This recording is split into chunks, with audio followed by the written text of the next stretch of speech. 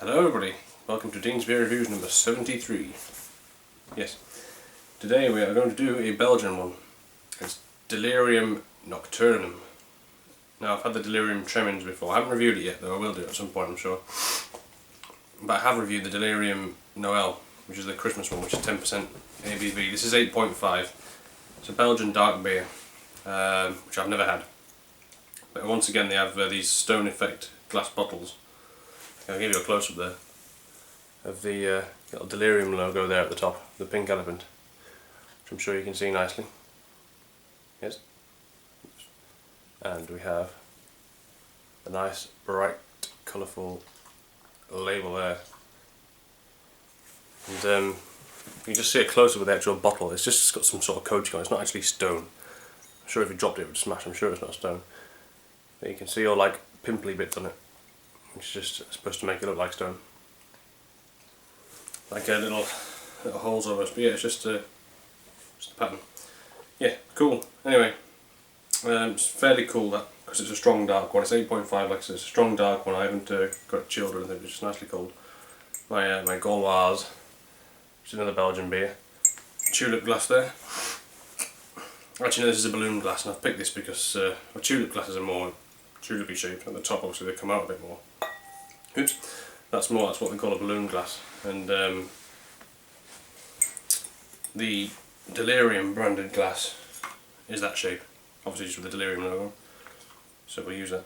Get through this blue foil. Alright.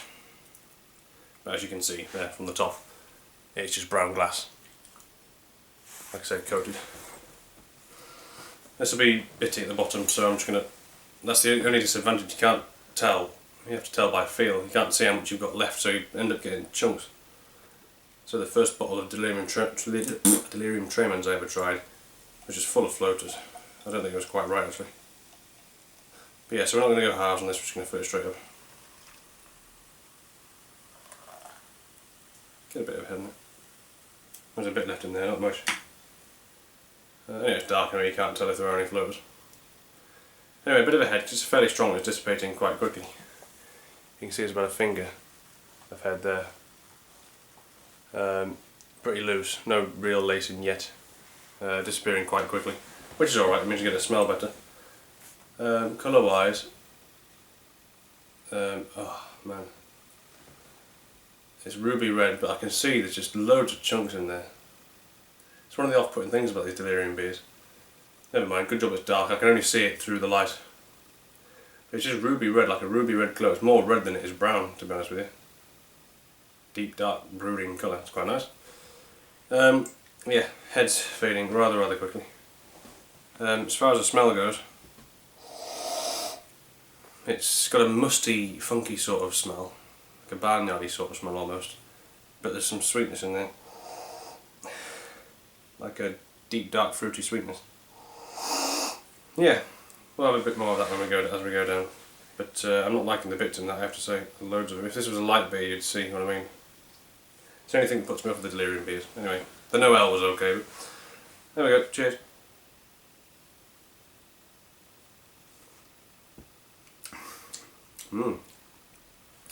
It's all right.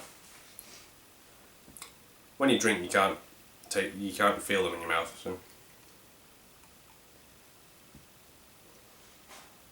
Which is a plus.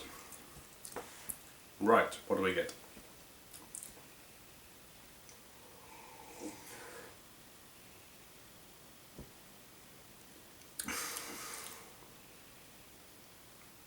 We get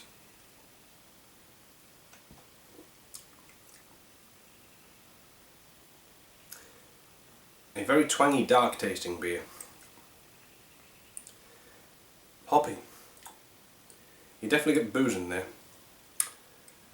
It's warming, make no bones about that. It's warming you right through. You can feel that alcohol. For 8.5. But I haven't had a beer this strong for a while actually. I've been doing ales and things. I know the last beer review I did was a real ale. The beer review before that was an 8% one, it was Le Trappe. But in between, I haven't done a beer review for a while. I've been too tired with work and I just haven't been bothered. But I've had obviously a few beers in the meantime, but they haven't been strong ones like this. Yeah, it's initially you get a bit of sweetness, but that soon goes to dryness. You get the deep dark fruit, like a plummy, raisiny, cliche dark fruit sort of smell, taste.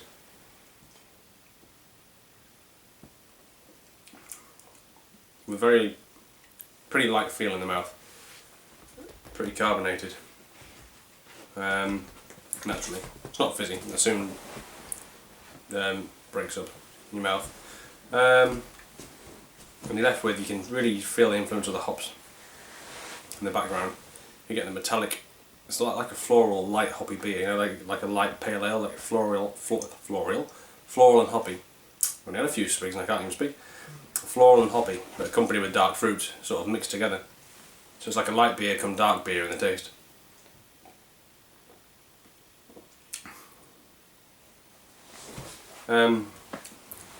It's a bit spicy on the hops as well. It feels slightly smooth on the tongue as well, with the dark fruits. Yeah, sort of cherry sort of notes. There's a bit of a dark roasted taste about it as well, and you get that in the smell as well. It's quite nice, really, to be honest with you. The bits aren't affecting the taste. There's a bit of oaky vanilla sort of in there as well. I think you get that in the smell, but in the taste you don't get that. You just get like a smooth feel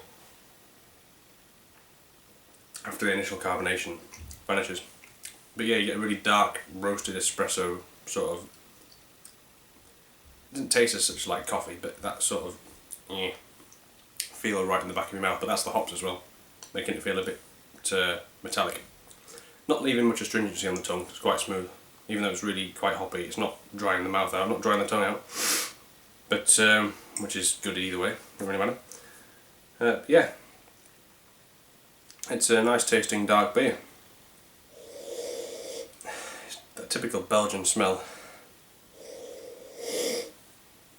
It's hard to describe really. It's almost like a vanilla sort of smell, with almost like a cola sort of smell, but then you get the dark fruits in the background.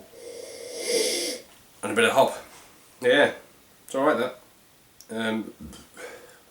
There's not enough light in the room to really penetrate the camera from your angle, so I don't know if you can see. There's a bit of a red hue going on there. Can you see that alright? And can you see the bits? Yeah. You see him? A little bit, yeah. Well, I'll tell you what.